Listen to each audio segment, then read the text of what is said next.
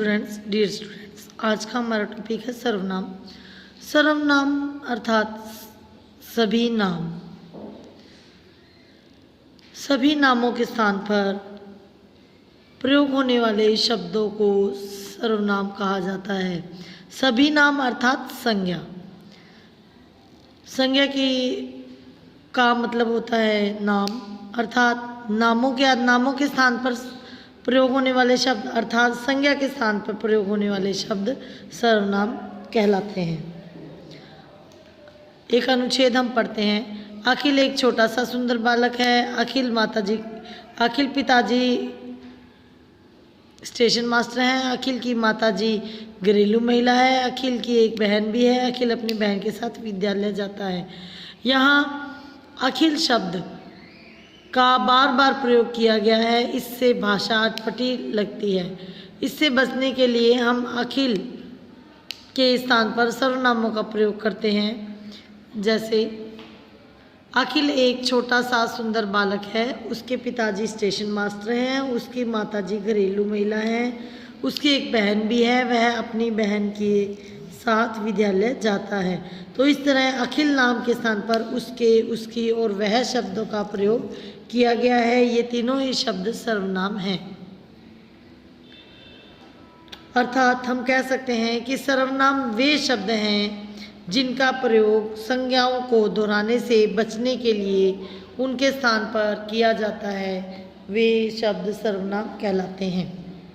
सर्वनाम के 6 भेद होते हैं: पुरुषवाचक सर्वनाम, निश्चयवाचक सर्वनाम, अनिश्चयवाचक सर्वनाम, प्रश्नवाचक सर्वनाम, संबंधवाचक सर्वनाम व निजवाचक सर्वनाम। सबसे पहले हम जानेंगे पुरुषवाचक सर्वनाम क्या होते हैं। जो सर्वनाम शब्द बोलने वाले, सुनने वाले या किसी अन्य व्यक्ति के लिए प्रयोग किए जाते हैं, जिसके लिए बात की जा रही है, वो शब्द पुरुषवाचक सर्वनाम कहलाते हैं। जैसे मैं, वह, तुम। वह स्कूल जा रहा है, मैं खेलने जा रहा हूँ, तुम रो क्यों रहे हो। तो मैं, वह और तुम शब्द जो हैं वो पुरुषवाचक सर्वनाम है। पुरुषवाचक सर्वनाम 3 प्रकार के होते हैं: उत्तम पुरुष, मध्यम पुरुष व अन्य पुरुष। उत्तम पुरुष बात करने वाला होता है, मध्य पुरुष बात को सुनने वाला और अन्य पुरुष जिसके बारे में बात की जा रही है। ये है हमारे पुरुषवाचक सर्वनाम। उसके बाद निश्चयवाचक सर्वनाम। निश्चयवाचक सर्वनाम वे होते हैं जिन शब्दों से किसी वस्तु या व्यक्ति का निश्चित ज्ञान होता है, उन्हें निश्चयवाचक सर्वनाम कहते हैं। जैसे यह पेंसिल मेरी है, तो इस पेंसिल की ओर इशारा हो रहा है कि यह पेंसिल मेरी है। वह घड़ी शिखर की है, ये फूल बहुत सुंदर है।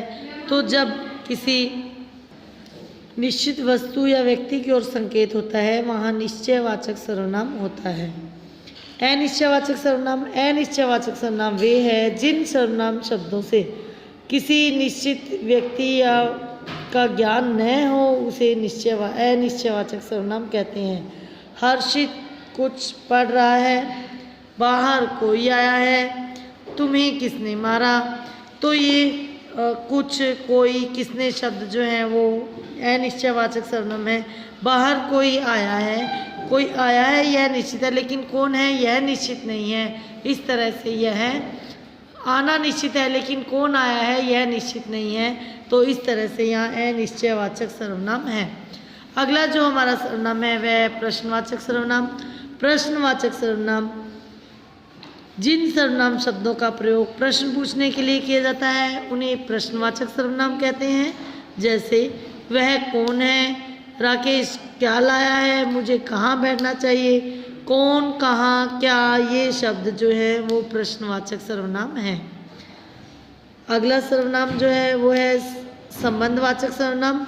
जिन सर्वनाम शब्दों का प्रयोग संज्ञा या दूसरे सर्वनामों को जोड़ने के लिए किया जाता है, उन्हें संबंधवाचक सर्वनाम कहा जाता है। जैसे जिसकी लाठी उसकी भैंस, तो जिसकी और उसकी में संबंध है। जैसा करोगे वैसा भरोगे, जो आम पका है उसे खाओ, तो जो आम पका हुआ है उसे ही खाना है। ठीक है, जो और उसे एक ही चीज़ है, या जैसा करोगे वैसा भरोगे, जैसी करनी वैसी भरनी, इस तरह के शब्द संबंधवाचक शब्द होते हैं। उसके बाद है निजवाचक सर्वनाम। निजवाचक सर्वनाम जिन सर्वनाम शब्दों का प्रयोग अपने लिए किया जाता है, स्वयं के लिए, उन्हें निजवाचक सर्वनाम कहते हैं। जैसे मैं अपने आप विद्यालय चला जाऊंगा। निधि स्वयं काम करती है, उसने अपना काम कर लिया है। इस तरह अपने आप, स्वयं, अपना, ये जो शब्द हैं ये निजवाचक सर्वनाम के उदाहरण हैं। सर्वनाम के प्रयोग से भाषा सुंदर और प्रभावशाली बनती है। हिंदी व्याकरण में सर्वनाम अपना महत्वपूर्ण स्थान रखते हैं।